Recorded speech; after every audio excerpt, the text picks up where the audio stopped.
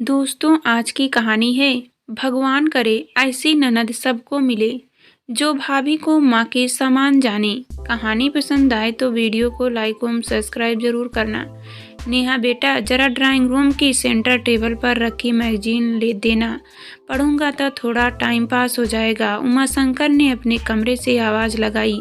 आराम कुर्सी पर वह लगभग लेटे ही हुए थे और खुद उठकर बाहर जाने का उनका मन नहीं हुआ। पता नहीं क्यों आज इतनी उदासी हावी है। खालीपन तो पत्नी के जाने के बाद से उनके अंदर समा चुका है। पर कट गई थी जिंदगी बच्चों को पालते हुए। शांता की तस्वीर की ओर उन्होंने देखा। बाहर ड्राइंग रूम में नहीं लगाई थी उन्होंने वह तस्वीर, उसे अपने पास रखना चाहते थे, वैसे ही जैसे इस कमरे में वह उनके साथ रहा करती थी। जाने से पहले नेहा तो उनकी एक आवाज़ पर बचपन से ही दौड़ दौड़ कर काम करने की आदी है।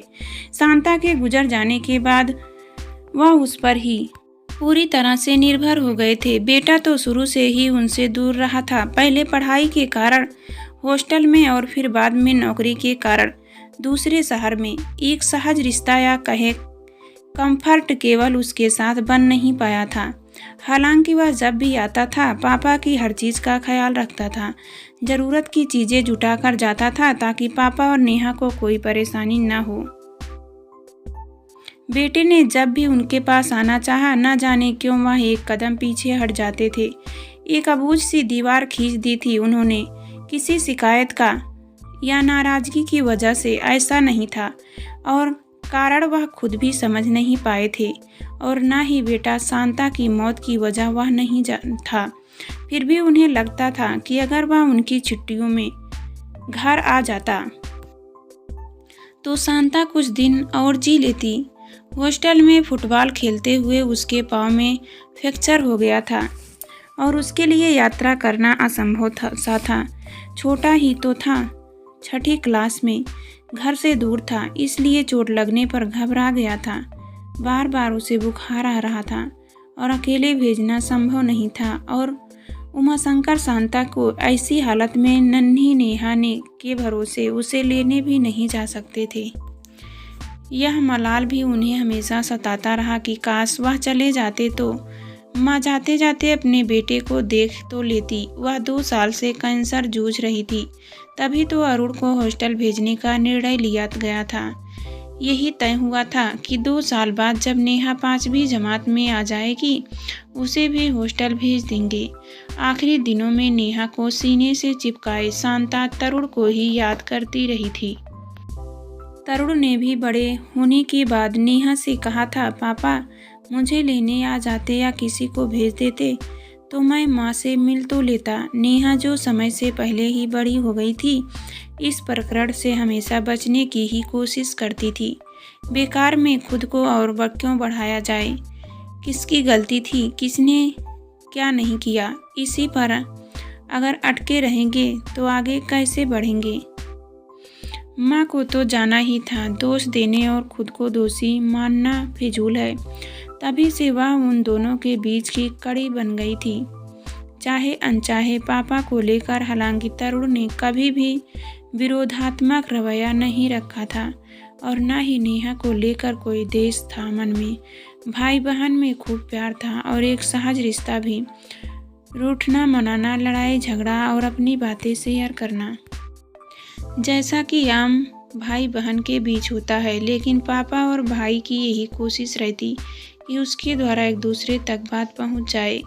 यह कहना गलत न होगा कि नेहा पापा और भाई के बीच एक सेतु का काम करती थी। उसके माध्यम से अपनी अपनी बात एक दूसरे तक पहुंचाना उन दोनों को ही आसान लगता था।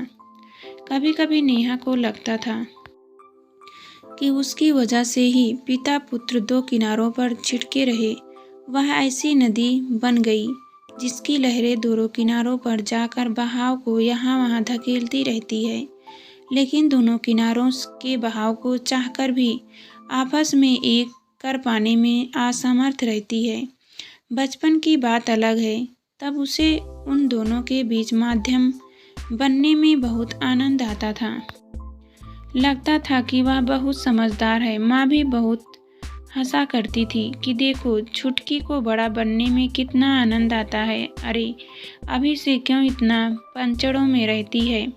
बड़े होने पर तो जिम्मेदारियों के भारी भारी बोझ उठाने ही पड़ते हैं, वह अक्सर कहती है। लेकिन उसे तो पापा और भाई दोनों पर रोब झाड़ने में बहुत मज़ा आता है।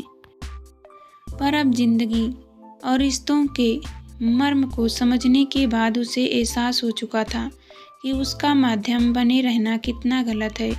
दूरियां तभी खत्म होगी जब वह बीच में नहीं होगी। पर उसके बिना जीने की कल्पना दोनों ही नहीं करना चाहते थे। नदी बस निर्विघ्न बहती रहे तो रिश्ता रीतेगा नहीं, सूखेगा नहीं। आवाज़ लगाने के बाद उमाशंकर को अपनी भूल का एहसास हुआ। नेहा तो अब है ही नहीं यहाँ, ये लीजिए पापा जी। अनुभा ने जैसे ही उनकी आवाज़ सुनी मैगजीन लेकर तुरंत उनके कमरे में उपस्थित हो गई।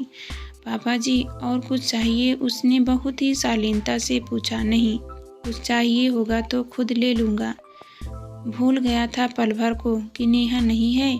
तिरस्कार, कटुता, क्रोध मिश्रित तीक्ष्ण स्वर और चेहरे पर फैली कठोरता, इस तरह की प्रतिक्रिया और व्यवहार की अनुभा को आदत हो गई है। अब पापा उससे सीधे मुंह बात नहीं करते, कोई बात नहीं, पर वह अपना फर्ज निभाने में कभी पीछे नहीं हटती।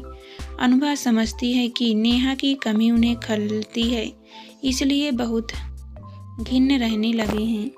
आखिर बरसों से नेहा पर निर्भर रहे हैं, वह उनकी हर आदत से परिचित है, जानती है कि उन्हें कब क्या चाहिए। रिटायर होने के बाद से तो वे छोटी छोटी बातों पर ज़्यादा ही उखड़ने लगे हैं। शुरुआत में अनुभा को बुरा लगता था, पर अब नहीं। शादी हुए 1.5 साल ही हुए हैं और 1 साल से नेहा यहाँ नहीं है। पता नहीं क्यों दूसरे शहर की नौकरी को उसने प्राथमिकता दी, जबकि यहाँ भी ऑफर था उसके पास नौकरी के। कुछ तो वह इसकी वजह समझती थी। नेहा कोई भी फैसला बिना सोचे समझे नहीं करती थी। अनुभा ने तब मन ही मन उसे सराहा भी था, पर उसके जाने के बाद बात वह सहम भी गई थी। कैसे संभालेंगे वह घर को, पिता पुत्र के बीच पसरे ठंडेपन को। कितने कम शब्दों में संवाद होता है। बाप रे, वह तो अपने आप से इतनी बातें करती थी कि सब उसे चैटर बॉक्स कहते हैं। उसका भाई भी तो पापा से ही चिपका रहता है और माँ दिखावटी गुस्सा करती है कि माँ से तो तुम दोनों को कोई लगाव ही नहीं है, पर भीतर ही भीतर बहुत खुशी महसूस करती है। बच्चों का पिता से लगाव होना जरूरी है, क्योंकि माँ से प्यार और आत्मीयता का संबंध सहज और स्वाभाविक ही होता है। उसके लिए प्रयत्न नहीं करने पड़ते। उस पर ठहरी वह एक विजातीय लड़की, बेटे ने लव मैरिज की, यह बात भी पापा को बहुत खटकती है। अनुभा जानती है वह तो नेहा ने उपस्थित को संभाल लिया था, वरना तरुण उसे लेकर अलग हो जाने पर आमदा हो गया था। दोनों के बीच सेतुबंद रिश्तों पर किसी तरह पैबंद लगा दिया था। अनुभा भी शादी के बाद नेहा पर बिल्कुल निर्भर थी। ननद भाभी से ज़्यादा उनके बीच दोस्त का रिश्ता अधिक था। जब उसने तरुण से शादी करने का फैसला लिया था तो माँ ने मन में आशंकाएं थी। इतने समय से नेहा ही घर संभालती आ रही है, पूरा राज है उसका, कहीं वह तुम्हें तुम्हारे अधिकारों से वंचित ना कर दे। तरुण भी तो उसकी कोई बात नहीं टालता है, जबकि है उसकी छोटी, कहीं सास बनने की कोशिश न करे। संभल कर रहना और अपने अधिकार न छोड़ना। कुंवारी ननद वैसे भी जी का जंजाल होती हैं।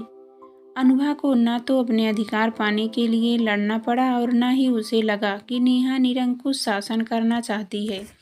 हनीमून से जब वे लौटे घर आए थे और सहमे कदमों से जब अनुभा से रसोई में कदम रखा था, तो घर की चाबियों का गुच्छा उसे थमाते हुए नेहा ने कहा था, भाभी संभालो अपना घर, बहुत निभा ली मैंने जिम्मेदारियाँ, थोड़ा मैं भी जी लूँ। अरुण को पापा को जैसे चाहे संभालो, पर मुझे मुक्ति दे दो। आपकी सहायता करने को हमेशा तत्पर रहूँगी। ऐसे टिप्स भी दूंगी जिनसे आप इन दो मिसालों से निपट भी नहीं लेंगी। बचपन से बड़े पैतरे अपमाने पड़े हैं, तो सब दिमाग में रिजल्ट हो चुके हैं। सब आपको दे दूंगी ताकि मेरा दिमाग खाली हो और उसमें कुछ नई और फ्रेश चीज़ें भरे। मुस्कुराते हुए जिस आनंद से नेहा ने कहा था, उससे अनुभा को जहाँ हंसी आ गई थी वहीं सारा भय भी दूर हो गया था। नाहा की कुंवारी नंदों को बदनाम किया जाता है, उनसे अच्छी सहेलियाँ और कौन हो सकती हैं ससुराल में। उसके बाद नेहा ने जैसे एक बैंक सीट ले ली थी और अनुभा ने मोर्चा संभाल लिया था। पापा को अनुभा को दिल से स्वीकारने और बेटी जैसा सम्मान व स्नेह मिलने के लिए नेहा को यही सही लगा था कि वह एक दूरी बना ले। इससे नेहा पर पापा की निर्भरता कम होगी, साथ ही अनुभा को वह समझ पाएंगे और तरुण को भी सेतु नहीं होगा तो खुद ही संवाद स्थापित करना होगा उन दोनों को। भाभी, आप उन दोनों के बीच सेतु बनने की गलती मत करना। आपको बहुत कुछ नज़रअंदाज करना होगा। बेशक इन लोगों को लगे कि आप उनकी अपेक्षा कर रही हैं, नेहा ने कहा था तो अनुभा ने उसका माथा चूम लिया था। 2-3 साल ही तो छोटी है उससे, पर एक ठोस संबल उसे भी चाहिए होता ही होगा। लाओ तुम्हारे बालों में तेल लगा देती हूँ, अनुभा ने कहा था तो नेहा झट से अपने लंबे बालों को खोलकर फर्श पर बैठ गई थी। कोई पैम्पर करे तो कितना अच्छा लगता है। तब अनुभा ने उसे अपनी गोदी में लिटा लिया था। भाभी, लगता है मानो माँ की गोद में लेटी हूँ। तरस गई थी इस लाड के लिए। लोगों को लगता है कि घर की सत्ता मेरे हाथ में है, इसलिए मैं खुश नसीब हूँ। किसी की हिम्मत नहीं कि रोके टोके, पर उन्हें कौन समझाए कि रोकना टोकना, प्रतिबंध लगाना या डांट सुनाना कितना अच्छा लगता है। तब यह नहीं लगता है कि हम किसी जिम्मेदारी के नीचे दबे हैं।